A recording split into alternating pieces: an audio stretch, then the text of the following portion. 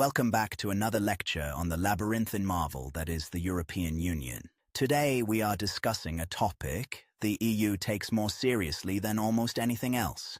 I am not talking about international border security, military alliances, or macroeconomic policy. I am talking about cheese and wine and the ruthless, unending legal warfare required to protect their exact geographical origins. If you walk into a supermarket in certain parts of the world, you might see a cheap bottle of bubbly liquid labeled champagne or a green cardboard shaker full of salty dust called Parmesan.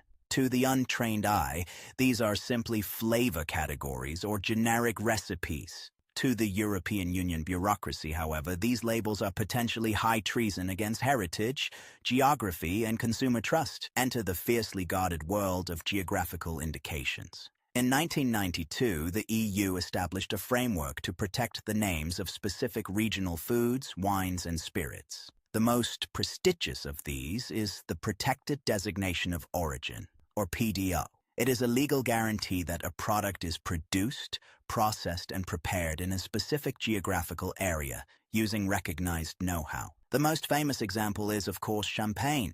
Under EU law, you cannot simply carbonate some white wine in your basement, slap a fancy French word on it, and charge €50. To be legally called champagne, the beverage must come strictly from the Champagne region of France, produced using specific grapes, and fermented under strict traditional methods. Everything else is just sparkling wine. The French are famously protective of this designation.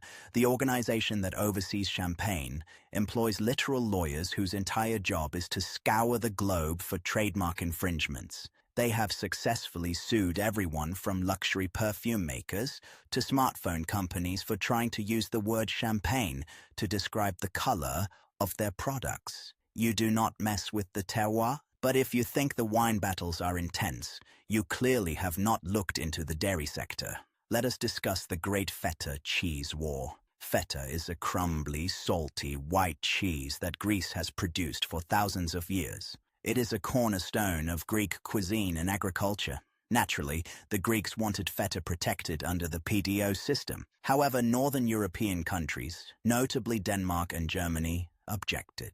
They had been mass-producing their own brined white cheese from cow milk for decades, bleaching it and exporting it globally under the name Feta. They argued that Feta had become a generic term for any crumbly white cheese stored in salt water, completely detached from its Greek origin. This triggered a massive legal battle that raged through the European Court of Justice for years. Finally, in 2005, the court ruled decisively in favor of Greece. Feta was officially recognized as a protected designation. It must now be made in specific regions of Greece, using sheep milk or a mixture of sheep and goat milk. The Danish cow milk blocks had to rebrand themselves as simple white cheese.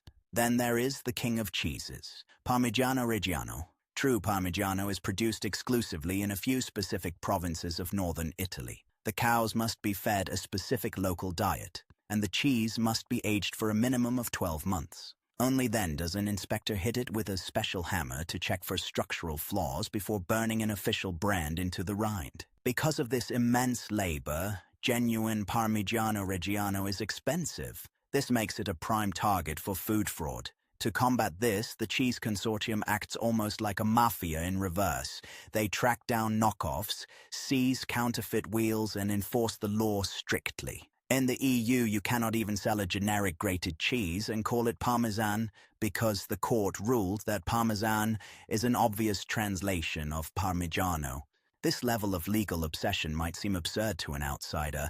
Why spend millions of euros and decades in court arguing over dairy and grape juice? The answer lies in the core philosophy of the European Union. Europe cannot compete with massive global agricultural superpowers on sheer volume. It simply does not have the endless cheap land for that. Instead, Europe competes on quality, history, and tradition. By protecting geographical indications, the EU ensures that rural economies survive. It prevents giant multinational corporations from industrializing a traditional recipe, undercutting the original creators, and destroying centuries of local craftsmanship. It is protectionism, yes, but protectionism of culture itself. This strict adherence to naming conventions also bleeds into everyday food classifications. The EU heavily protects dairy terminology. In Europe, a plant-based alternative cannot legally be marketed as milk, cheese, or butter. The European Court of Justice ruled that those terms are strictly reserved for products of animal origin. This is why, if you visit an EU supermarket, you will never buy soy milk or oat milk. You are purchasing a soy drink or an oat beverage. You are not buying vegan cheese, you are buying a plant-based block. The dairy lobby fought tooth and nail for this, arguing that calling crushed oats milk would hopelessly confuse the European consumer. The true power of this system, however, is the Brussels effect. The EU does not just enforce these rules within its own borders. It uses its massive economic gravity as a trading bloc to force other countries to comply. Whenever the EU signs a free trade agreement with a foreign nation, the protection of its geographical indications is a mandatory condition. If Japan, Canada, or South America wants tariff-free access to the lucrative European market, they must agree to stop their own domestic producers from using terms like Feta, Gorgonzola, or Champagne. Through trade deals alone, the EU has effectively exported its complex food bureaucracy to the entire world. This creates massive friction with countries like the United States, which largely views these terms as generic types of food. The US argues that European immigrants brought these recipes over centuries ago, and thus the names belong to everyone. But the EU remains unyielding.